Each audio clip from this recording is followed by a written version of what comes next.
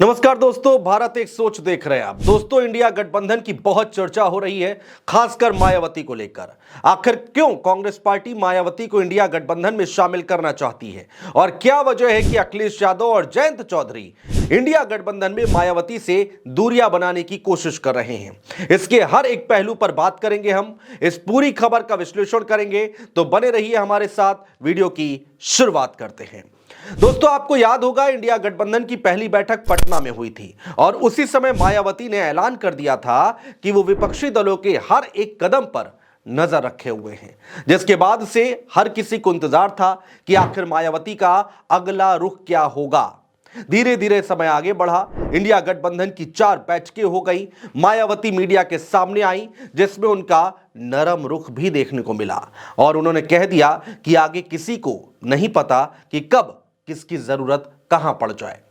कुल मिलाकर दोस्तों, मायावती ने इंडिया गठबंधन को एक संदेश देने की कोशिश की।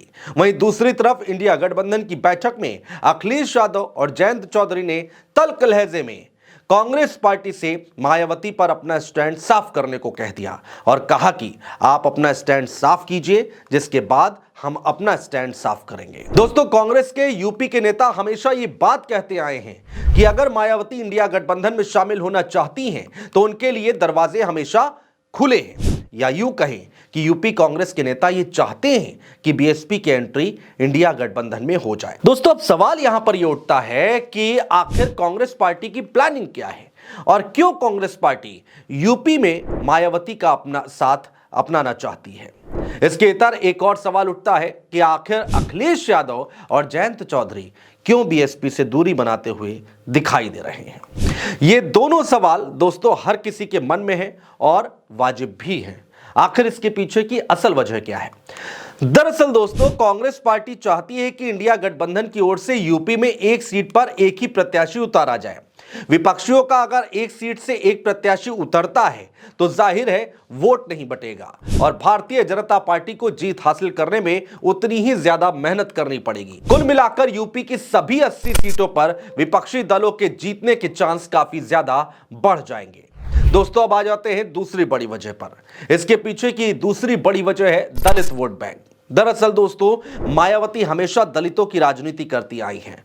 यूपी में दलित वोट बैंक की बात करें तो तकरीबन 21% वोट बैंक यूपी में दलितों का है और मायावती की दलितों के बीच में अच्छी खासी पकड़ मानी जाती है। दोस्तों, मायावती भले ही यूपी में सीटें नहीं निकाल पा रही हों, लेकिन बीएसपी का वोट प्रतिशत हमेशा से ही मेंटेन रहा है। साल 2014 की बात करते हैं दोस्तों, तो इस लोकसभा चुनाव में मायावती को एक भी सीट यूपी में हासिल नहीं हुई थी, लेकिन उस बार भी पार्टी को 19.8% वोट मिले थे। वहीं समाजवादी पार्टी की बात करें तो 22.5% और कांग्रेस को 7.5% वोट मिले थे। इसके बाद दोस्तों साल आता है 2019।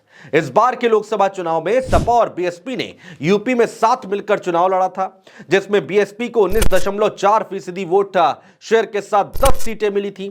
समाजवादी पार्टी की बात करें तो 18.1% के साथ 5 सीटों पर जीत हासिल हुई थी। कांग्रेस का वोट शेयर गिरा था, जो कि 6.4% वोट कांग्रेस को मिले थे। तो दोस्तों, इन आंकड़ों को देखने के बाद यही लग रहा है कि बीएसपी का वोट प्रतिशत स्थिर रहा है। वो बात अलग है कि मायावती इसको सीटों में तब्दील नहीं कर पा रही हैं। दोस्तों, ये तो बात हो गई कांग्रेस पार्टी की। आखिर कांग्रेस की रणनीति क्या है और कांग्रेस को क्यों मायावती का साथ पसंद आ रहा है? चलिए दोस्तों, अब बात कर लेते हैं समाजवादी पार्टी की और आरएलडी की। आखिर क्यों अखिलेश यादव और जयंत चौधरी इंडिया गठबंधन में मायावती की मौजूदगी नहीं चाहते हैं? दरअसल दोस्तों, इसके पीछे की एक मेन वजह यह है सीटों का बंटवारा। दोस्तों, इस बार अखिलेश यादव हर कदम संभल कर रख रहे हैं और कहते हैं ना कि दूध का जला छाछ भी फूंक फूंक कर पीता है। दोस्तों, साल 2019 का चुनाव आपको याद होगा। इस लोकसभा चुनाव में समाजवादी पार्टी और बीएसपी एक साथ एक मंच पर मौजूद थे और हम साथ साथ है का नारा दिया था और साथ ही चुनाव भी लड़ा था। इस गठबंधन में मायावती की ही ज्यादा चलती दिखाई दी थी। बीएसपी ने 38 सीटों पर चुनाव लड़ा था और समाजवादी पार्टी ने 37 सीटों पर जोर आजमाइश की थी। वहीं आरएलडी की अगर हम बात करें तो जयंत चौधरी के खाते में सिर्फ 3 सीटें ही आई थी। अमेठी और रायबरेली में इस गठबंधन ने कोई प्रत्याशी नहीं उतारा था।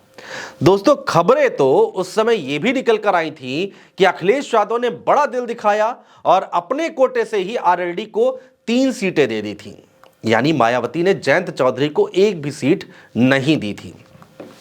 इतना ही नहीं दोस्तों, चुनाव हुए, रिजल्ट आया और मायावती ने अपने तेवर अखिलेश यादव के लिए बदल दिए। मायावती ने बकायदा प्रेस कॉन्फ्रेंस की और समाजवादी पार्टी पर जमकर हमला बोलना शुरू कर दिया। मायावती ने वोट ट्रांसफर न होने का आरोप भी मढ़ दिया। मायावती के इस कदम को अखिलेश यादव आज तक भूला नहीं पाए हैं, जिसकी वजह से वो इस बार वो गलती दोहराना नहीं चाहते हैं जो वो अतीत में कर चुके हैं। दोस्तों, अगर आपने हमारा चैनल सब्सक्राइब ना किया हो तो सब्सक्राइब जरूर कीजिए, जिससे कि जल्द से जल्द हमारा नोटिफिकेशन, हमारी खबरें आप तक पहुंच पाए। बहुत शुक्रिया दोस्तों।